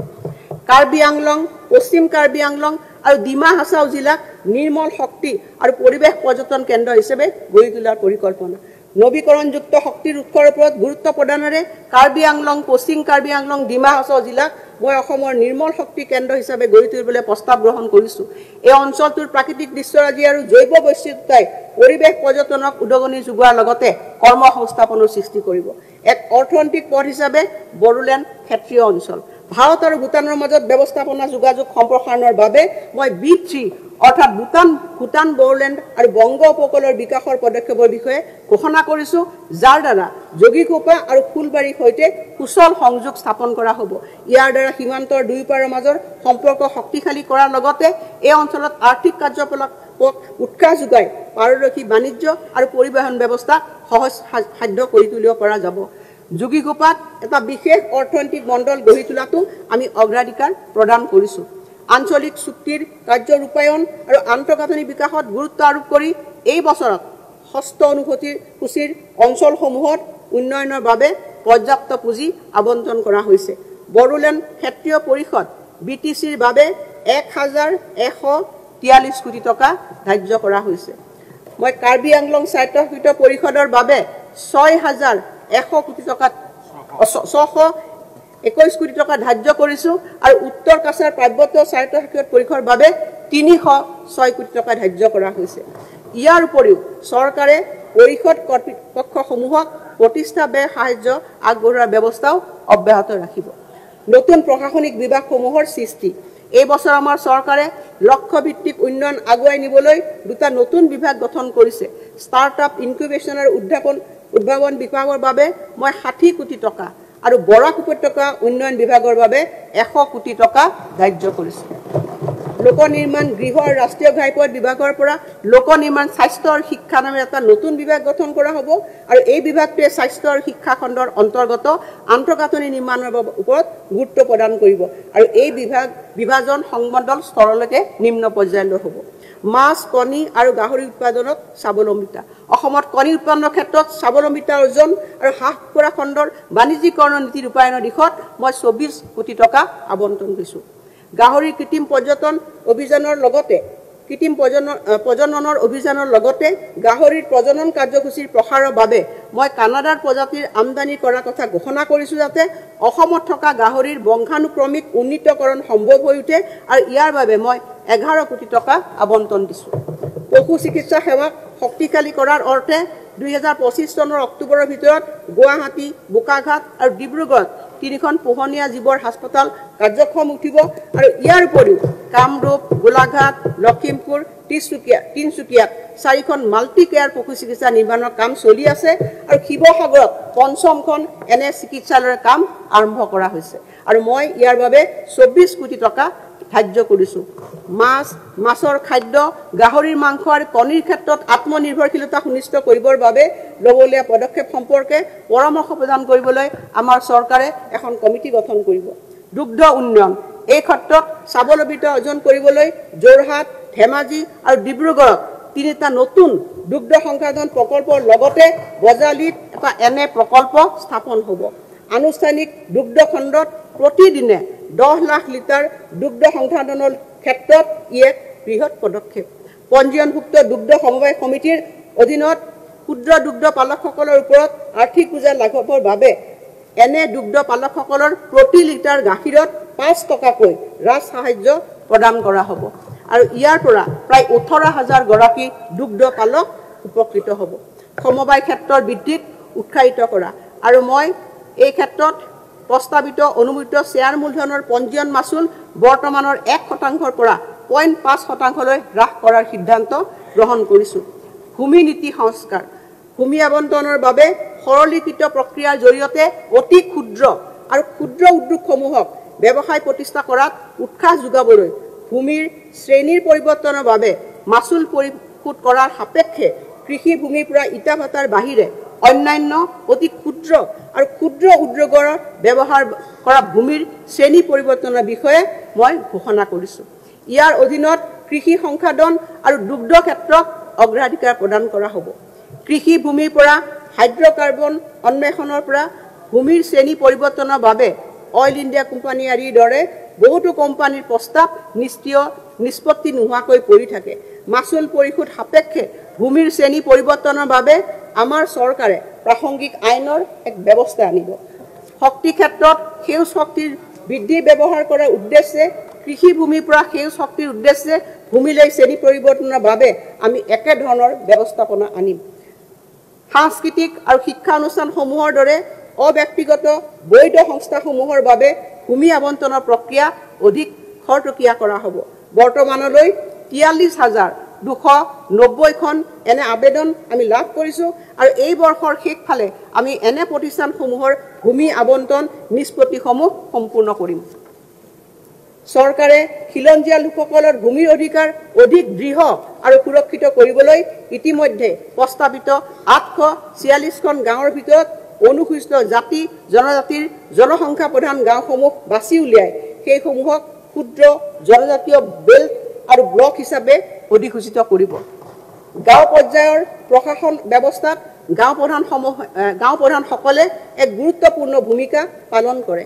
মই 1 অক্টোবৰ 2025 বৰ্ষৰ পৰা তেওঁলোকৰ সহায়ৰ বাবে পাৰিতোষিক 9,000 টকাৰ পৰা 14,000 টকালৈ বৃদ্ধিৰ প্ৰস্তাৱ ৰাখিছোঁ।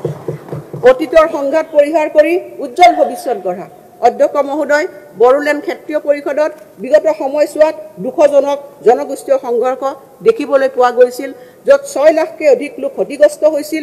বহু পৰিয়াল বেদনাত ভুগিব লগা হৈছিল।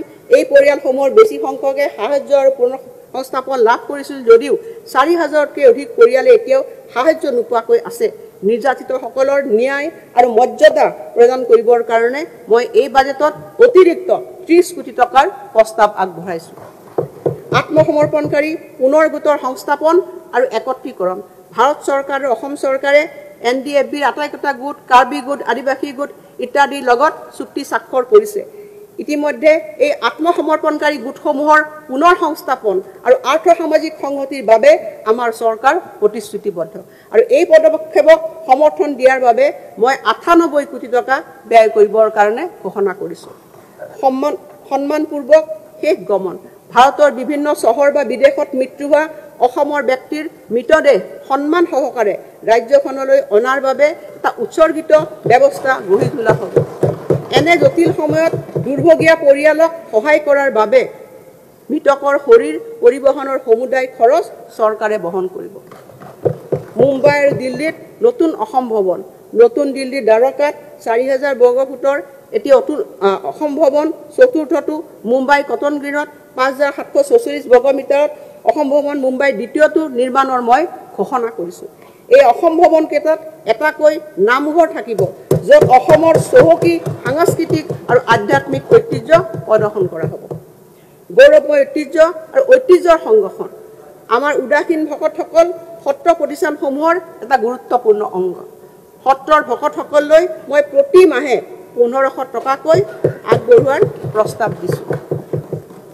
বৈচিত্ৰৰ মাজতে ঐক্যতা সুদৃঢ় কৰি তুলিবলৈ আমাৰ জাতীয় সংগীত অ মোৰ আপোনাৰ দেশৰ সমূহীয়া পৰিৱেশন আমি আয়োজিত কৰিম।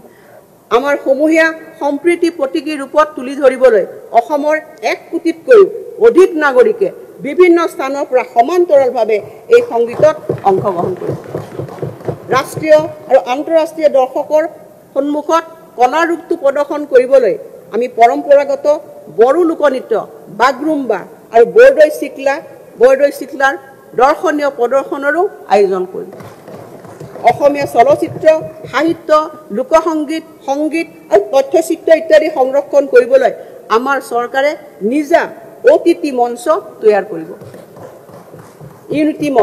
ইউনিটি মলৰ লক্ষ্য হৈছে 35খন জিলা আৰু দেশৰ অন্যান্য ৰাজ্য তথা কেন্দ্ৰীয় শাসিত অঞ্চলসমূহক সামৰি 1 জিলা 1 উৎপাদিত সামগ্ৰী ধাৰণাত্ব কৰা আৰু ইয়াৰ বাবে মই সুখী হৈছোঁ যে 275 কোটি টকাৰ এই ইউনিটি মলটো এই বছৰতে সম্পূৰ্ণ হৈ উঠিব।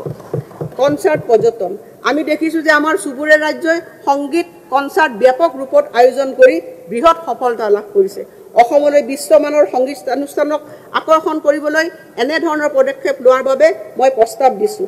আমি ৰাজ্যৰ জনসাধাৰণক এক অনন্য অভিজ্ঞতা প্ৰদান কৰিবলৈ ঐতিহ্য ক্ষেত্ৰ আৰু নদীৰ দাঁতিকাষৰীয়া অঞ্চলকে ধৰি গুৰুত্বপূৰ্ণ স্থানসমূহৰ সৰ্বাংগীন বিকাশ লাভেৰে লাভান্বিত কৰিম আৰু এই পদক্ষেপে অসমৰ পৰ্যটন খণ্ডটোক এক নতুন মাত্ৰা প্ৰদান কৰিব আৰু এই বৰ্ষতে পৰ্যটন বিভাগে ইয়াৰ বাবে উপযুক্ত নীতি গ্ৰহণ কৰিব।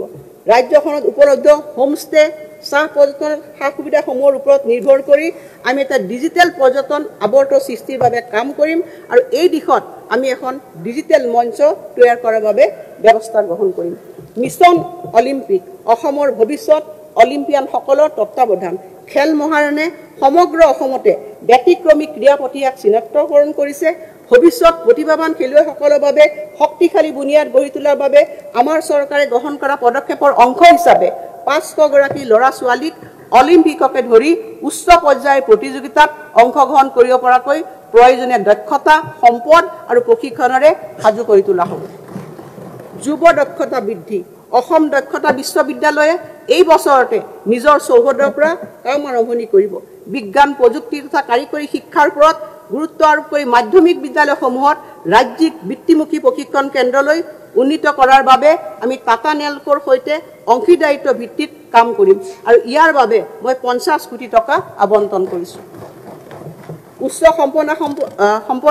উচ্চ ক্ষমতা সম্পন্ন ঔদ্যোগিক প্ৰসাৰ আৰু উৎসৰ্গিত অসম ঔদ্যোগিক গতিশীল পুঁজি এডভান্টেজ আসাম 2.0 বিনিয়োগ আৰু আন্তঃগাঁথনি সন্মিলনৰ জৰিয়তে এক মাইলৰ খুঁটি সৃষ্টি কৰি 5 লাখ কোটি টকাতকৈ অধিক বিনিয়োগৰ প্ৰতিশ্ৰুতি লাভ কৰে আৰু এই বিনিয়োগসমূহে কাৰ্যকৰী ৰূপায়ণৰ কৰিবৰ কাৰণে আমি আধুনিক লজিষ্টিক শক্তি পানী আৰু পৰিবহণ আন্তঃগাঁথনি সুবিধাযুক্ত ঔদ্যোগিক মণ্ডল উন্নয়নৰ পৰিকল্পনা কৰিছোঁ আৰু সেই কাৰণে অসম ঔদ্যোগিক গতিশীল পুঁজি নামৰ এটা উৎসৰ্গিত পুঁজিৰ বাবে মই 2000 কোটি টকাৰ প্ৰস্তাৱ আগবঢ়াইছোঁ।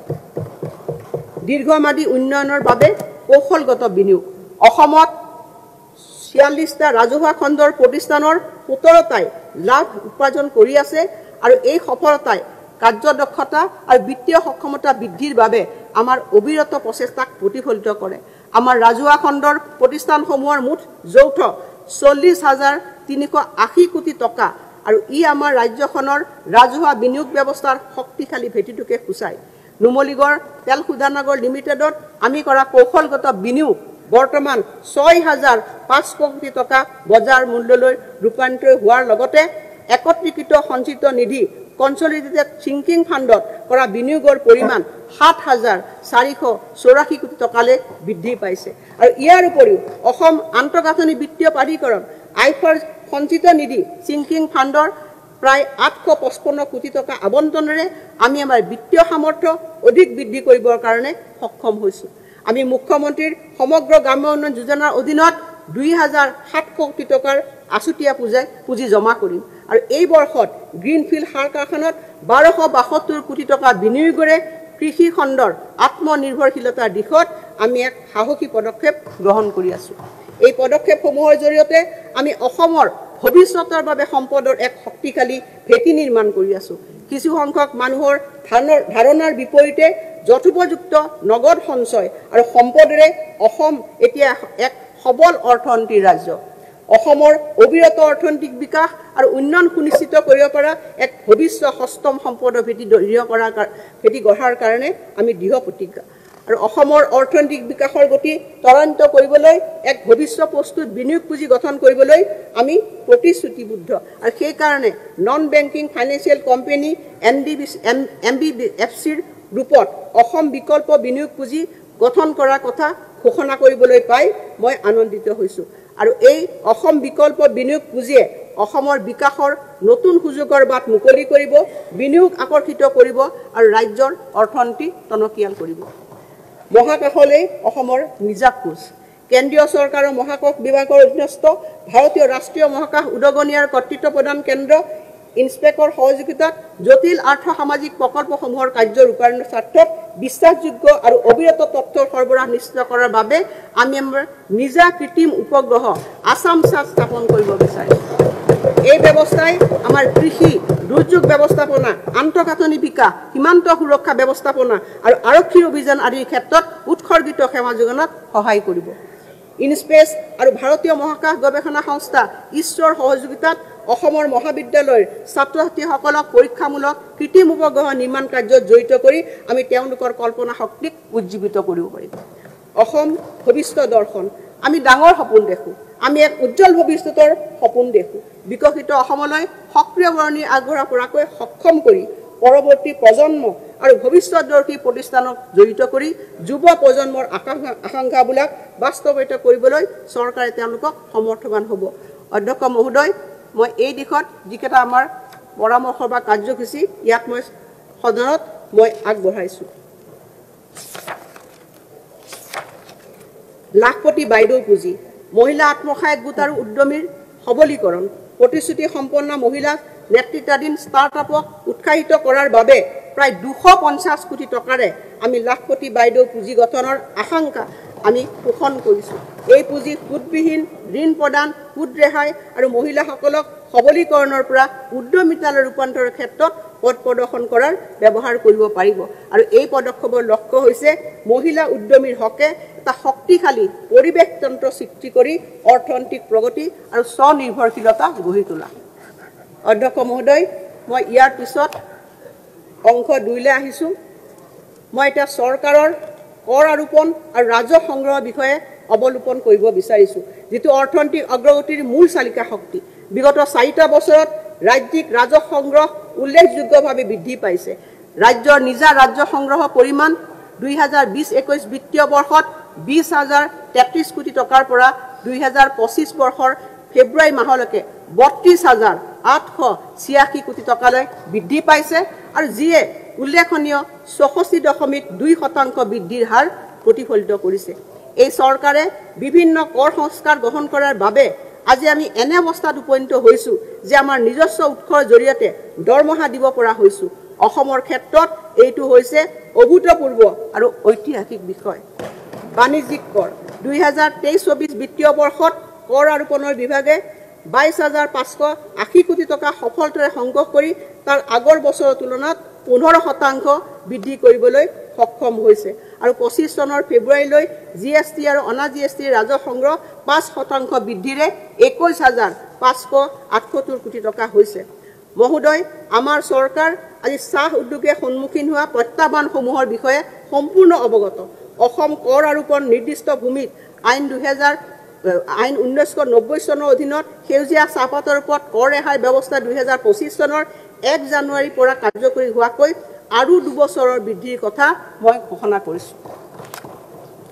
আমাৰ পৰিশ্ৰমী মধ্যবিত্ত পৰিয়াললৈ সকাহ দিয়াৰ উদ্দেশ্যে অসম বৃত্তি, বাণিজ্য, জীৱিকা আৰু নিয়োগ কৰাৰোপণ আইন 1947, Assam professions, trades, callings and employment taxation act 1947ৰ অধীনত মাহিলী 15,000 টকালৈ উপাৰ্জন কৰা ব্যক্তিসকলৰ ব্যক্তিগত কৰ মই ৰেহাই দিয়াৰ প্ৰস্তাৱ কৰিছোঁ।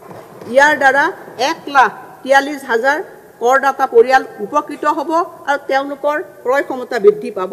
লগতে আমাৰ কাঁহ পিতল শিল্পৰ সৈতে জড়িত ব্যৱসায়ীসকলে সন্মুখীন হৈ অহা সমস্যাৰ বিষয়ে চৰকাৰ অৱগত, আৰু মই এই ক্ষেত্ৰত তেওঁলোকৰ বাবে GST উভতাই দিয়াৰ কথা ঘোষণা কৰিছোঁ। এই সম্পৰ্কত বিস্তৃত জাননী অহা মে' 2025ৰ ভিতৰত জাৰি কৰা হ'ব। অধ্যক্ষ মহোদয়, এতিয়া মই মাননীয় মুখ্যমন্ত্ৰী ডাঙৰীয়াই জনসাধাৰণৰ ওপৰত কোনো ধৰণৰ বিত্তীয় বোজা আৰোপ নকৰাকৈ বাজেট দাখিল কৰি এক মহৎ উদাহৰণ দাঙি ধৰিছে আৰু বিধি কাঠামো ৰুল ফ্ৰেমৱৰ্কৰ যথাসম্ভৱ সৰলীকৃত কৰি সকাহ প্ৰদান কৰিছে। তেখেতৰ দৰ্শনক অনুসৰণ কৰি জনসাধাৰণৰ ওপৰত কোনো ধৰণৰ অতিৰিক্ত কৰ আৰোপ নকৰাৰ নিশ্চিতি প্ৰদানেৰে মই আজি মোৰ বাজেট উত্থাপন কৰিবলৈ পাই গৌৰৱ অনুভৱ কৰিছোঁ।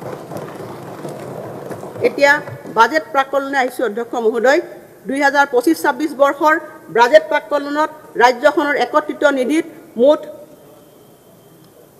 1,55,428.75 কোটি টকাৰ প্ৰাপ্তি প্ৰদৰ্শন কৰা হয়। ইয়াৰে 1,17,225.97 কোটি টকা ৰাজহ শিতানত আৰু বাকী টকা 38,202.78 কোটি টকা মূলধন শিতানত। বিভিন্ন উৎসৰ পৰা অহা একত্ৰিত নিধিৰ আনুমানিক প্ৰাপ্তিৰ হিচাপ মই তালিকা 1 নম্বৰত উল্লেখ কৰিছোঁ। ৰাজহ শিতানত 1,05,485.17 কোটি টকা আৰু উপনিমিত্ত কণ্টিনজেঞ্চি পুঁজিৰ অধীনত 2,000 কোটি টকা যোগ হোৱাৰ পিছত সৰ্বমুঠ আদায়ৰ পৰিমাণ হ'ব 2,62,913.92 কোটি টকা। ইয়াৰ বিপৰীতে 2025-26 বৰ্ষত ৰাজ্যখনৰ একত্ৰিত নিধিৰ পৰা সৰ্বমুঠ ব্যয়ৰ পৰিমাণ 1,55,958.14 কোটি টকা হ'ব বুলি অনুমান কৰা হৈছে আৰু ইয়াৰে ৰাজহ শিতানত 1,17,225.96 কোটি টকা আৰু মূলধনী শিতানত 38,759.18 কোটি টকা 2025-26 বৰ্ষত একত্ৰিত নিধিৰ মঞ্জুৰি অনুযায়ী ব্যয়সমূহৰ প্ৰাক্কলন তালিকা 2 নম্বৰত দেখুওৱা হৈছে ৰাজহুৱা শিতানত ব্যয় হ'ব 1,02,974.10 কোটি টকা আৰু কন্টিজেন্সি পুঁজিৰ অধীনত 2,000 কোটি টকাৰে বছৰটোৰ সৰ্বমুঠ প্ৰাক্কলিত ব্যয় হ'ব প্ৰায় 2,60,959.24 কোটি টকা এইদৰে বছৰটোত হোৱা প্ৰাক্কলিত লেনদেনৰ বাবে আনুমানিক 1954.68 কোটি টকা ৰাহি হ'ব আৰু ইয়াৰ লগতে আৰম্ভণি ঘাটি 2,574.95 কোটি টকা মিলালে 2025-26 বৰ্ষৰ শেষলৈ বাজেট ঘাটিৰ পৰিমাণ 620.27 কোটি টকা হ'বগে মই অসমৰ সমূহ জনসাধাৰণলৈ আগন্তুক ৰঙালী বিহুৰ আন্তৰিক শুভেচ্ছা জ্ঞাপন কৰিছোঁ অসম আমাৰ ৰূপহী গুণৰ উনাই শেষ ভাৰতৰে পূৰ্ব দিশৰ সূৰ্য উঠা দেশ অধ্যক্ষ মহোদয় ডক্টৰ ভূপেন হাজৰিকাৰ গানৰ এই কলিৰে মই বাজেট ভাষণৰ সামৰণি মাৰিছোঁ ধন্যবাদ সদন 11 মাৰ্চ 2025 পুৱা 9:30 বজালৈ স্থগিত ৰখা হ'ল